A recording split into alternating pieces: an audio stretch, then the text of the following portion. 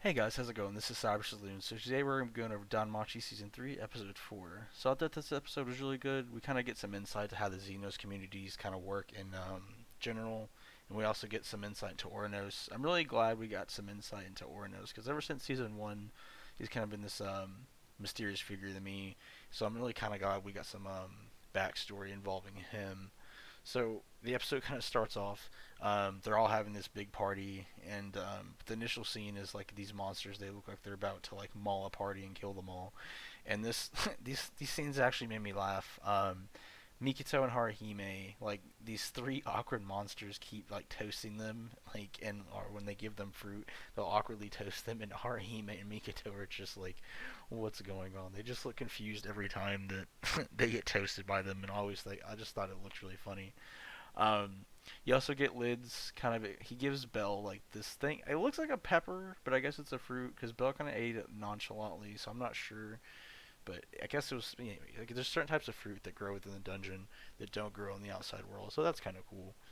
And then Belle notices that a lot of the monsters they have like helmets, armor, swords, and a bunch of other human equipment. And he kind of questions like, "Where did you get this?" And it kind of hints that the monsters kind of kill them for it. I'm not sure. Like you could probably argue either way, but it came across to me that like they that just kind of how like humans generally take like claws, teeth, and a bunch of other things. Like the monsters take like their weapons, their swords, and their armor as kind of like souvenirs for them. So he kind of goes into that, and then because apparently they're a lot better. There's a type of plant or material that only grows within the dungeon. You see a lot of the monsters using sometimes. It looks like wood, but I guess it's good at going through like armor and a material. So Lids kind of goes on and explains it's the swords and obviously a lot of the stuff that humans bring in are a lot better quality than what grows within the dungeon. Um, I love Lids. I thought he's definitely my favorite of all the whole community. He's just really laid back. Like he's definitely reasonable, and him and Belle have like a really good relationship. So I'm hoping he doesn't die this season or at all. But you see, like not all the monsters within the community, they're not all receptive to human, and that shouldn't be too surprising. There's the leader of that kind of faction is called Gross. He's kind of like a gray-looking dragon. You see like some orcs and stuff that are kind of over there with him. Reyes, the spider chick that you kind of see at the end, she's a part of it too. I mean, it shouldn't be too surprising. I mean, it, they probably have good reasons, probably not to at least be wary of them, especially when with adventures like Dick's and like his crew going around. They do some shady, shit to the monsters. But you also, it's interesting too because the monsters, the Xenos, the intelligent ones, they're hated by their own kind as well. So they kind of go into the fact that they're not just hated by humans generally; they're also hated by monsters in general. Like the monsters try to kill them just as much as the humans do, and Bell kind of they kind of inquire why like monsters don't show up where they're at.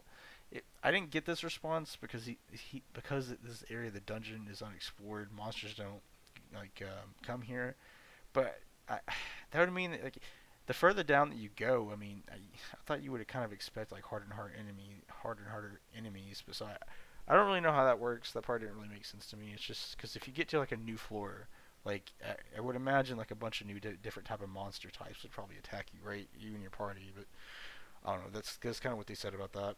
You kind of find out the monster's goals a little bit. They want to get to the surface again because we Hestia and Ouranos kind of have this conversation as well when they're speaking. Just like humans are, like, when they're killed, they get reincarnated. Monsters do too. So like you get a lot of their fragments of their past lives, and this is kind of important because you kind of see that I think it's in the second episode. You see Ween. I think you were kind of seeing her past life to where she butchered a bunch of people when she was just she wasn't a Xeno. She was just like a regular monster, just killing people. And so I think in Lids, remember seeing the sun on the outside world because him and some of the other monsters, they that's like their goal is to get to the surface and to peacefully coincide with humans, and that's why Ornos is he's a big part of trying to make that happen. Um, Funnily enough, he told Ganesha. I love Ganesha. Ganesha is so goofy, and Hestia is surprised that Ganesha knows about these Xenos, and he even like we kind of find out that Monsterphilia, the big event that Ganesha hosts, is kind of supposed to be like kind of like an entry event to get people a little more familiar with monsters and kind of event to kind of warm them up to them a little bit. But I imagine the last Monsterphilia from season one, where the big ape creature came out and tried to kill a bunch of people, probably didn't help that. We get a scene of Dix and him, his cronies. We see that Hermes' party, specifically Asfi, had followed them and kind of made them to try to throw them off Belle's hill because they didn't want that group to figure out where Belle is because they didn't want them to find that Xenos community. Because it looks like I'm not quite sure what they're doing. They're torturing a bunch of monsters. I think it kind of hinted at the fact that they're building some spooky shit in the first episode, but I'm sure we'll find out more about that the next episode because just the way that this episode ended. But we also found out who Fels is, and I was definitely surprised about this one because I thought Fels, just the way, because he's been there since season one, just like Ouranos has, and I thought Fels was like this mysterious figure. I thought it was gonna be like a god or someone that you weren't, or goddess that you just weren't expecting. And he takes off the hood and it's a bony boy. Apparently, like Fels is extremely old. He serves Ouranos and he's functionally immortal. So he serves Ornos just to kind of watch time and kind of like try to play roles in certain events and just to see how events unfold. Apparently, he used to be like he's one of the last mate like sages or people from like a old civilization, and he's an extremely powerful magic user, obviously because he's basically made himself immortal. So um, I'm really glad we kind of got to figure out who that was. So at the end, it's kind of sad. We had to see Ween get separated from Belle, but I mean, he brought up a good point. Like, Belle and them can't take Ween to the surface again. They didn't work out too well last time, and you see that she's a lot safer, at least seemingly, down there in the dungeon because these monsters can help take care of her, and they're not gonna like hate her for who she is. So we get the ending of the episode ends with a trap. Like they're moving from kind of. It's mentioned earlier in the episode that like there's a bunch of different Xenos communities. So that one that they're in this episode, that's not the only community that they have that's there. There's a bunch of different ones that are kind of scattered throughout. And they move from time to time just to try to make sure that no one catches them off their feet. Because it's also explained earlier there in the episode that Oranos like knows about obviously about like all these different communities, but it's kind of kept under wraps just to make sure that like people don't find out about them and try to kill them. So not surprisingly, at the end of the episode, you see the spider chick. I don't want to butcher the name, but they hear like Whedon hears that there's a monster in trouble, and they go to check it out. And Gross tells them like, don't do it. Like you don't have the strength to really do that or fight anyone off if you run into anyone. And of course they don't listen, and they go, and to the surprise of no one, they're torturing a monster, and Dix's party's there. And unfortunately, you see that one of the monsters tries to attack Dix, and he gets killed. So that's how the episode ends. I think they're going to capture everyone there at the end of the episode, because that's the episode cliffhanger.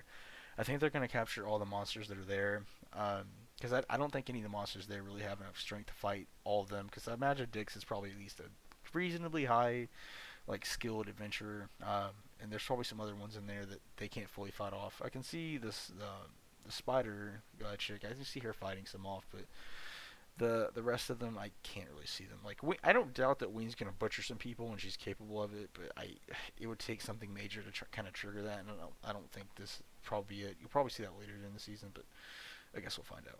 So that's where this episode ends. As for next episode, I kind of theorized they're gonna capture everyone there. They're probably gonna torture them too. Um, if anyone's gonna find out about it, I imagine it's probably Hermes because Hermes seems to know that Dix and his congregation are doing some spooky shit with the monsters and torturing them and trying to do some bad shit. So I can see them finding out. And I can see Hestia and Belle and all of them kind of going try to go down there to rescue them. So I thought this episode was pretty good overall. I love Lids. He's awesome. I seriously hope he lives. I hope his thing, like, it's not that storytelling tactic to where, like, you see, like, the characters want, and then, like, because of that, they're going to kill him off. Like, he wants to go to the surface, but because you like have that emotional attachment that he has this goal, he's obviously not going to achieve it. I hope that doesn't happen, but we'll see. Also, I love the fact we got a little bit more about Ouranos as well, because Ouranos is the god of the guild, basically. So I'm glad we got to know a little bit more about him as well. I thought this was a pretty good episode overall, and definitely excited to see the next one. I imagine it's probably going to be a crazy ass fight between Eclo's party and Fels. I imagine they'll probably get some other people maybe on it, but so that was this episode, guys. Let me know what you thought in the comments below, and I will see you in the next one.